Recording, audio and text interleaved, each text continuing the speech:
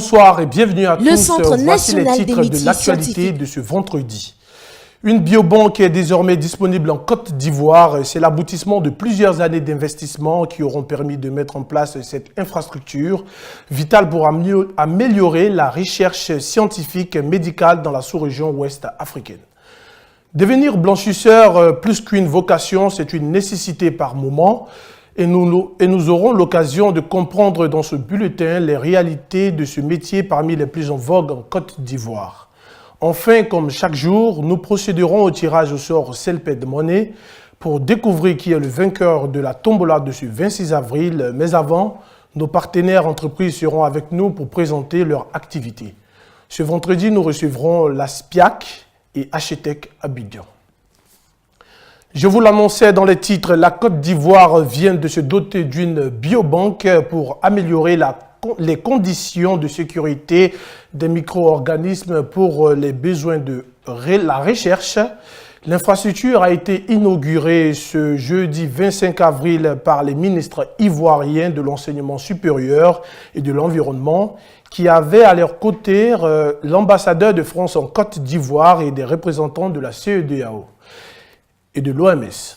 Le diplomate français a salué le leadership de la Côte d'Ivoire qui permettra à l'ensemble de la sous-région ouest africaine d'apporter des éléments de réponse efficaces aux crises sanitaires. 2,5 milliards de francs CFA, c'est le coût total des travaux qui ont duré quand même 8 années. La deuxième phase du concours du prix SILA s'est déroulée ce jeudi 25 avril au CNMS de Cocody à Abidjan. 3 écoles du cycle secondaire étaient en compétition lors de cette manche éliminatoire qui a vu la qualification de Notre-Dame de Lourdes de Yamoussoukro et le collège de Guchamorolin de Yopougon à Abidjan. Le Centre national des métiers scientifiques de Cocody a abrité ce jeudi 25 avril la deuxième manche éliminatoire de la seconde édition du concours du prix SILA de la relève en prélude à l'organisation du Salon international du livre d'Abidjan 2019 prévu pour démarrer le 14 mai prochain. Pour la deuxième semaine du concours, ce sont les établissements du secondaire qui étaient en compétition. 3 établissements, en l'occurrence le lycée municipal de Makori, le collège Gucharolin de Yopougon et le collège Notre-Dame de Lourdes de Yamoussoukro, s'affrontaient pour obtenir les 2 premières places qualificatives pour la finale du 9 mai. Entre autres épreuves du programme, la dictée, la lecture, l'acrostiche et le slam, des disciplines destinées à promouvoir l'art oratoire et le goût de la lecture dans le milieu scolaire ivoirien. Plusieurs interventions meublées cette journée, dont celle du responsable du service informatique de la promotion de la lecture, du président des slameurs de Côte d'Ivoire et d'autres personnes ressources impliquées dans l'organisation de l'événement. Nous sommes aujourd'hui au concours du prix SILA de la relève qui est décerné à des élèves qui s'illustrent dans des épreuves littéraires, en l'occurrence la lecture, la dictée, l'acrostiche et le slam. Ce concours-là vise justement à intégrer dans la culture de nos jeunes enfants la lecture, l'écriture et l'expression orale. Et c'est en cela que je suis honoré, je suis très heureux d'être membre du jury. Je suis très heureuse de voir aujourd'hui ce qui se passe au Centre national du ministère avec nos jeunes qui sont en train de compétir pour la relève des écrivains. Et je crois que c'est quelque chose de très important. Et voir des jeunes s'intéresser aux livres, et participer à un concours, franchement, ça a été beaucoup d'émotions tout à l'heure pour moi. Et je suis très, très, très heureuse pour ce que fait Madame Bourlidi. Et franchement, nous l'accompagnons entièrement en tant qu'écrivain. Nous, notre participation au Salon du Livre aujourd'hui, c'est emmener nos enfants à aimer la lecture, à apprendre à lire et puis à s'attacher au livre. Parce que d'abord apprendre à lire. Concernant ma présence à ce concours, c'est, on peut dire, pour plus primer vis-à-vis de l'éloge de la lecture.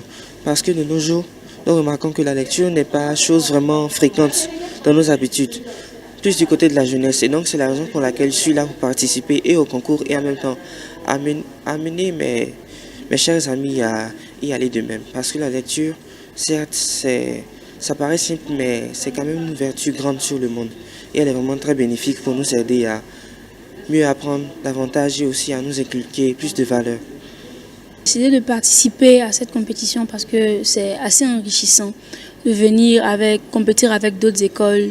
Ça permet d'élargir ses horizons. Aujourd'hui, j'ai vu qu'il y avait d'autres élèves qui sont vraiment forts, les élèves du lycée de Makori ainsi que les élèves de Notre-Dame-des-Lourdes. C'était vraiment enrichissant pour moi parce que à travers cette compétition, j'ai pu apprendre de nouveaux mots, j'ai pu apprendre à slammer parce que slammer, je n'avais jamais fait, je ne savais pas comment faire. J'ai pu apprendre à placer les mots aussi pour rimer et tout. Donc ça a vraiment été une expérience enrichissante pour moi. J'ai pu inviter mes amis à lire beaucoup de livres, à essayer de faire des dictées, à faire beaucoup de choses qui concernent le français. À l'issue de ces joutes académiques, c'est le lycée municipal de Makori et le collège Notre-Dame-de-Lourdes de Yamoussoukro qui se sont qualifiés pour la grande messe du 9 mai. Finale qui promet d'être une confrontation de titans entre établissements incubateurs du potentiel littéraire de la Côte d'Ivoire. La météo est clémente pour l'économie capverdienne. Dans un rapport datant du 18 avril dernier, la Banque du Cap-Vert a relevé ses prévisions de croissance pour 2019 à 5,2% contre 4,7% initialement. Cette embellie s'explique, selon l'institution, par les retombées positives engendrées par les réformes fiscales entreprises depuis l'année dernière pour réduire le déficit budgétaire. Au Ghana, le géant américain des mines Newmont Gold Corp a renoncé le démarrage prochain des travaux d'extension de l'usine de sa mine à Ahafo dans le centre du pays. Ce projet, dont le coût est estimé à 45 millions de dollars, permettra à l'entreprise de faire passer sa production d'or de 75 000 à 100 000 onces par an. L'Ouganda lancera à partir de juin prochain un programme spécial destiné à impacter toute la chaîne de valeur dans la production agricole, et ce dans 7 districts du pays. D'un coût de 1,7 million de dollars, la phase pilote de ce projet finance Climat, mené conjointement avec le Programme des Nations Unies pour le développement, PNUD, vise à améliorer la productivité agricole en misant sur les principes de valorisation, de marketing et d'intégration des notions d'une agriculture intelligente face au climat. La sécurité au travail, il en était question dans notre édition d'hier, jeudi 25 avril. Le sujet a fait l'objet d'un micro-trottoir aujourd'hui dans les rues d'Abidjan, où nos reporters sont allés recueillir des avis.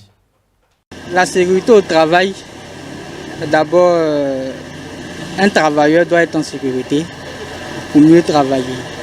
Parce que compte tenu du monde beaucoup agité, il faudrait que d'abord il y ait une sécurité là où le travailleur peut être épanoui, quoi.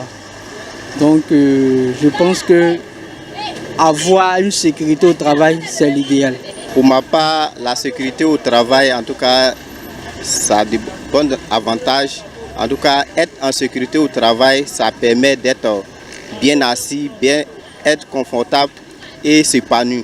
La sécurité au travail, c'est une bonne chose. Ça permet le citoyen, quand il est au travail, il est à l'aise, il s'épanouit, il est tout à fait content parce que une journée de travail, c'est quand même des efforts. Hein, mais à partir de là, si le citoyen il est en sécurité, il travaille, il est à l'aise, quand il descend, il ne sent pas trop la fatigue. Au travail, c'est une bonne chose parce que ça permet aux travailleurs de se donner au moins 100%. Et quand on donne 100% dans le travail, et ça permet à l'entreprise d'évoluer et d'aller bien marcher. Parce que quand on travaille, quand on sait qu'il n'y a pas de sécurité, bon, souvent c'est un peu difficile de se donner 100%. Mais quand on sait qu'au moins c'est sécurisé, on peut se donner 100% sans arrière-pensée. Dans l'actualité économique, la Banque africaine de développement va débloquer 329 millions d'euros dans le cadre du financement du 4e pont d'Abidjan. C'est ce qu'a annoncé le porte-parole du gouvernement ivoirien, le ministre Sidi Touré, après la ratification de l'accord de financement. Cette infrastructure qui s'inscrit dans le projet d'aménagement urbain de la ville d'Abidjan devra relier les communes stratégiques du plateau et des Yepougon. Et voilà à présent notre capsule d'image dans laquelle vous aurez une définition claire du sujet. On y va pour le doc.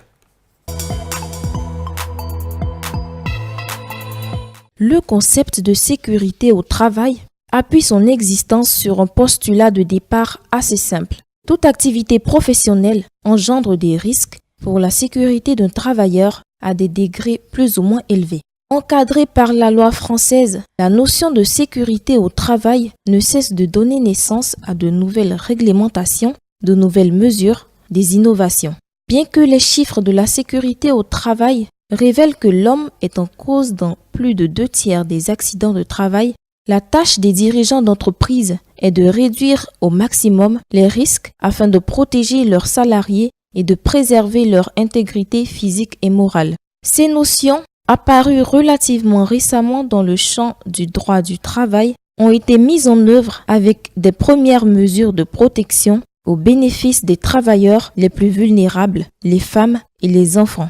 L'appellation santé et sécurité au travail désigne ce qu'on appelait autrefois hygiène, sécurité et conditions de travail. La protection de la santé au travail des salariés de droit privé et des fonctionnaires est devenue, avec la prise de conscience du public face aux risques, une notion incontournable. La santé-sécurité au travail répond à 5 enjeux: humains, économiques, sociaux, juridiques et d'image de marque. Toute situation de travail engendre des risques plus ou moins prononcés pour l'employé. Toute situation de travail engendre des risques plus ou moins prononcés pour l'employé. Pour minimiser et si possible supprimer la matérialisation de ces dangers, de nombreux acteurs agissent dans et hors du lieu de travail. La santé au travail est un enjeu éthique et l'un des enjeux du développement soutenable.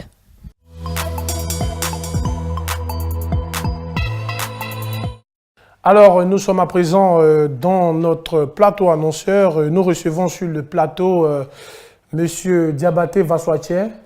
Vous êtes le responsable commercial de la SPIAC. Bienvenue à vous sur notre plateau. Merci. Et à ma droite, nous avons Monsieur Seri Parfait Seri, directeur général du groupe École d'ingénieurs architectes. Bonsoir, monsieur. Bonsoir. Bienvenue à vous sur notre plateau. Merci. Alors, Monsieur Diabaté Vassoatier, vous êtes aujourd'hui présent sur notre plateau pour nous instruire sur les types de logements dont dispose la SPIAC, n'est-ce pas? C'est ça. Alors?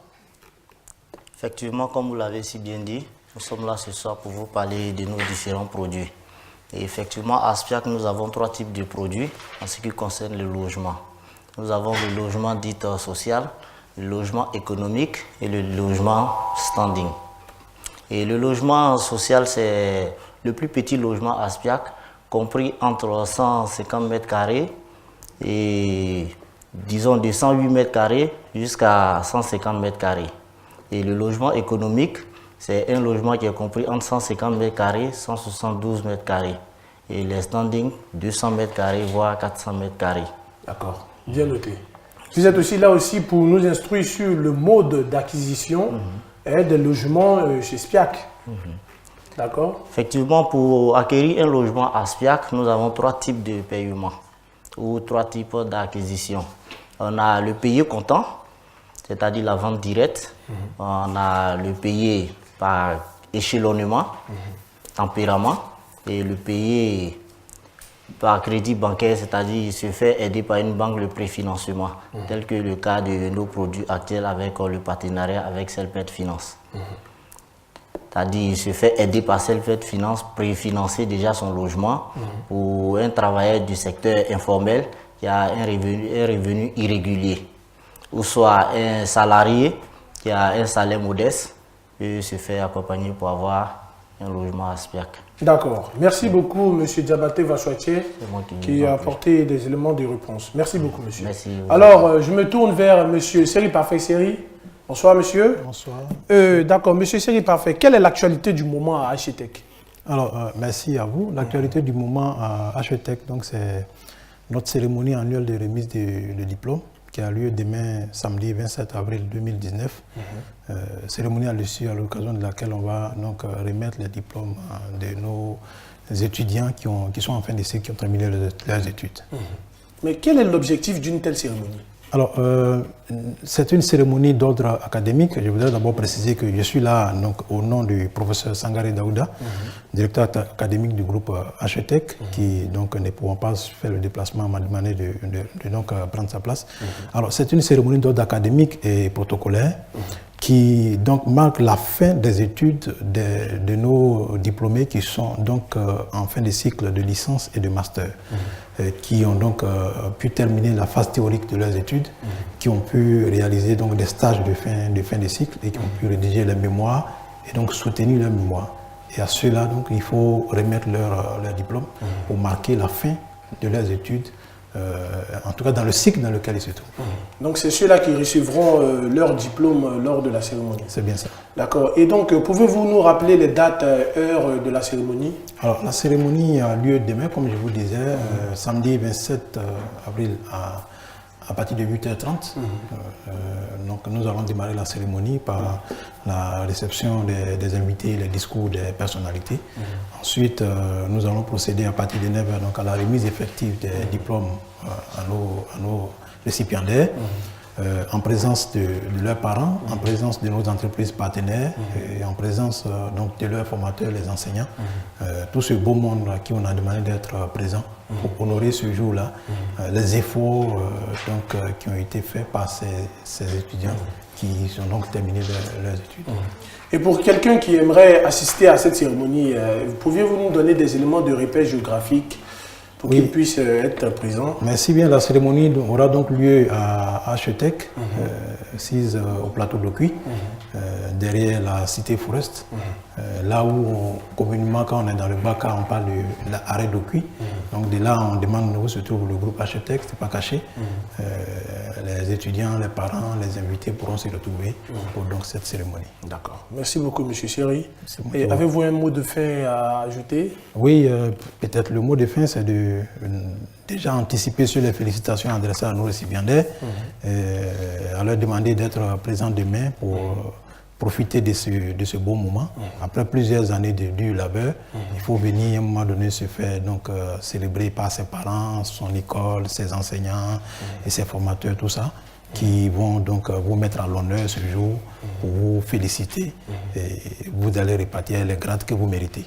Donc ce serait intéressant que tout ce beau monde-là soit là. D'accord. Merci beaucoup, M. Seri Parfait Seri. C'est moi qui vous remercie. Je rappelle que vous êtes le directeur général du groupe École d'ingénieurs HTEC. Et aussi merci à vous, M. Diabaté Vassoatier, pour toutes ces instructions sur l'ASPIAC. C'était tout pour le plateau annonceur. Merci. Et donc, gros plan sur le secteur de la blanchisserie. Quelles sont les réalités qui animent cette activité parmi les des plus vulgarisées en Afrique et particulièrement en Côte d'Ivoire? Décryptage de ce métier à forte résilience dans ce reportage. Une chose épatante en Afrique et en Côte d'Ivoire de façon particulière, les idées de création d'entreprises ne manquent pas. Illustration avec les blanchisseries. Ces espaces qui luttent le secteur du nettoyage vestimentaire avec les pressings ont réussi à meubler le décor de la capitale économique ivoirienne de par leur présence remarquée aux différents coins de rue des quartiers d'Abidjan. De ces baraques qui emploient des prestataires de services de proximité, les populations en ont bien besoin. En effet, le succès de ces installations généralement précaires réside dans le fait qu'elles offrent des services pratiques aux gens qui n'ont pas vraiment le temps ou parfois les moyens de se procurer un fer à repasser. Autre cible de choix pour les blanchisseurs, ceux qui préfèrent s'épargner la corvée des lessives. Ouais, mon client là, il a démonté avant 2 mois comme ça, il a démêlé un peu. Comme à cause de centrale, il a cassé ici. Alors, à cause de ça, mon client là, militaire ou police ou gendarme seulement. À cause de ça, le client là, il a démêlé un peu seulement. Oui, il y a différent. Parce que l'année passée, et puis cette année là, c'est pas la même chose. Mais les clients là sont diminués un peu. Ouais, ça joue un peu.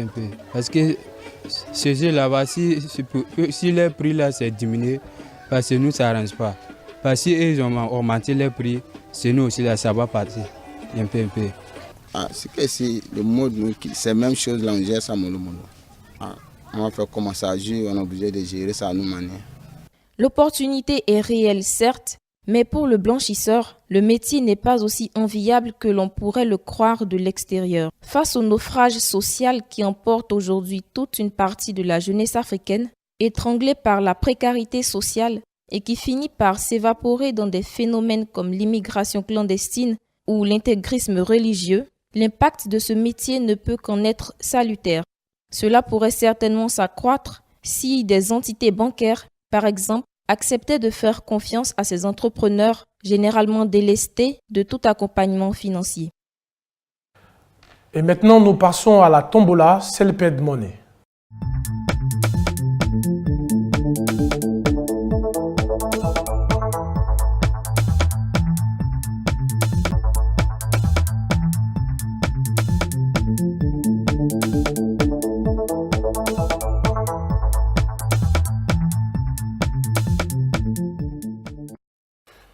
Alors, nous sommes à la tombola Self-Made Money. Et donc, bonsoir, Monsieur Cédric Boga. Bonsoir, Monsieur Khalid Diakité. Et donc, c'est avec vous que nous allons passer cet instant de tombola. Effectivement, pour ce soir. Et donc, vous êtes là aujourd'hui pour nous parler de la tombola Self-Made Money et tout ce qu'il y a à faire. C'est juste pour aujourd'hui. Et donc, vas-y. D'accord. Bonsoir à vous, chers téléspectateurs. Nous sommes à notre moment Self-Made Money. Avant de commencer, il est bon de rappeler le principe de notre jeu. Chaque jour, un heureux gagnant est tiré au sort parmi les clients ayant acheté des cartes prépayées et rechargé leur compte le même jour. Comment ça marche? Je vous l'explique en quelques étapes. La première étape consiste à avoir la connexion Internet sur votre téléphone mobile pour télécharger l'appli mobile Self-Made Money via Play Store ou App Store. Si vous n'avez pas de connexion Internet, ce n'est pas bien grave. Vous rechargez un pass Internet et téléchargez notre appli mobile Self-Made Money.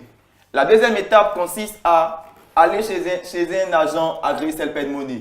C'est-à-dire nous avons téléchargé l'application, nous l'avons installée. Il faut que nous nous rendions maintenant chez un agent agréé Self-Made Money, ou dans une agence Self-Made Finance SA, où nous allons acheter une carte de recharge prépayée. Nous avons des cartes de 5 000, je les présente là, de 5 000, des cartes de 10 000, des cartes de 25 000, des cartes de 50 000 et de 100 000. Ces cartes vont nous servir à créer et à créditer notre compte. Dans le cas où nous n'avons pas de stock chez l'agent agréé ou dans une agence Self-Made Finance SA, nous pouvons toutefois effectuer nos rechargements. Et à la suite de cela, nous allons avoir un code de rechargement qui nous sera généré. Il est très important que nous gardions ce code car il peut faire de nous un heureux gagnant au tirage au sort pendant le journal télévisé. Une fois que ces étapes ont été franchies, nous pouvons tranquillement effectuer nos rechargements. Il est bien de souligner qu'avec Self-Made Money, c'est moins cher, mais ça marche avec tous les réseaux. Une dernière étape, il faille que nous suivions le journal télévisé en direct à 19h sur 2F TV. Pour suivre 2F TV, c'est très facile. Nous faisons, comme nous avons téléchargé l'appli mobile Self-Made Money, nous allons sur Play Store ou App Store, nous tapons 2F TV, nous téléchargeons l'application ou on peut suivre le journal sur www.2eftv.com. Il est bon de retenir et je le rappelle du moins qu'avec Self-Made Money, c'est le meilleur réseau qui nous permet de pouvoir faire nos rechargements. Ça marche avec tous les réseaux et en plus, c'est moins cher. D'accord, Monsieur Cédric Boga. Merci beaucoup pour toutes ces explications. Et donc, quand vous êtes là, c'est certainement pour nous annoncer une heureuse nouvelle. Oui, comme d'habitude, toujours des bonnes nouvelles. D'accord. Pour ce soir, nous allons effectuer notre tirage. Nous l'avons lancé. D'accord, allons-y. Ça tourne, ça tourne, ça tourne. Il y a du suspense. Oui, effectivement. Permettez-moi de confirmer. Effectivement, confirmer que nous nous informions. Et le vainqueur de la tombola du 26 avril 2019 nous vient de la localité de Meyagui au marché entre le maquis Paris-Bercy et Supermarché Bon Prix, ayant le code tombola B002240. Je répète, vainqueur de la tombola du 26 avril 2019. Il vient de Méagui au marché entre le Maquis, Paris-Bercy et Supermarché Bon Prix. Il a le code tombola B002240. B002240. D'accord, je répète après vous encore. La localité du vainqueur, c'est Méagui au marché entre le Maquis, Paris-Bercy et Supermarché Bon Prix. Le compte tombola est de B2x02240. B2x02240. Alors, pour terminer, d'accord. Pour toute information, pour des personnes qui n'ont pas compris ce qu'on a pu dire, des personnes qui veulent encore poser des questions, nous avons un numéro qui est ouvert 24 heures sur 24, qui est le 22 41 55 85, 22 41 55 85. D'accord. Merci beaucoup, monsieur Cédric Boga. Merci à vous, monsieur Khalif. D'accord. Donc, c'était tout pour la tombola Selped Money.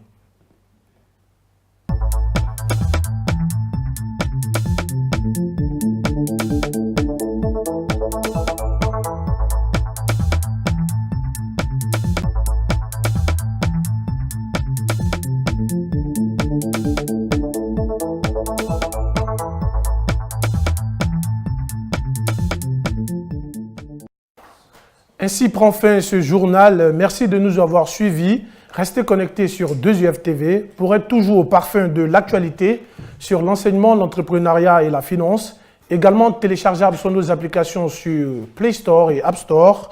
2UF TV ou sur le web www.2uftv.com. En attendant, bonne soirée chez vous sur 2UF TV. Merci et au revoir.